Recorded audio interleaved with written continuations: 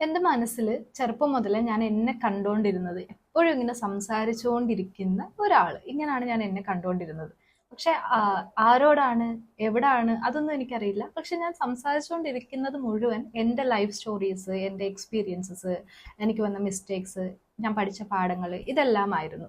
എങ്ങനാണ് ഇത്, എപ്പോഴാണ്, ഇതൊന്നും എനിക്കറിയില്ല. ഇതിനെക്കുറിച്ച് ഒന്നും ഒരു ക്ലാരിറ്റി ഇല്ലായിരുന്നു. പക്ഷെ ഇന്ന് ഞാൻ നോക്കുമ്പോഴത്തേക്കും ഇൻസ്റ്റയിലൂടെയും യൂട്യൂബിലൂടെയും സെഷൻസ് എടുക്കുന്നതിലൂടെയൊക്കെ ഞാൻ ചെയ്യുന്നത് ഇത് തന്നെയാണ്. എന്റെ ലൈഫുമായിട്ട് കണക്ട് ചെയ്ത് ആളുകൾക്ക് വിസ്റ്റം കൊടുത്തോണ്ടിരിക്കുകയാണ്. അതും ഭയങ്കര ഹാപ്പി ആയിട്ട്, ഭയങ്കര സാറ്റിസ്ഫൈഡ് ആയിട്ട്, ടയേർഡ് ആവാതെ, വിത്ത് ഫുൾ എനർജി. അപ്പൊ നിങ്ങൾക്കും പലർക്കും ഇതുപോലെ കുഞ്ഞുനാളിലും ഒക്കെ നമ്മുടെ മനസ്സിൽ നമ്മൾ എന്താണ് എന്ന് തെളിഞ്ഞ പല ചിത്രങ്ങളും പല ആഗ്രഹങ്ങളും ഒക്കെ ഉണ്ടായിരിക്കാം. പക്ഷെ നിങ്ങളിപ്പോ ചെയ്തുകൊണ്ടിരിക്കുന്നത് വേറെന്തേലും ആയിരിക്കാം.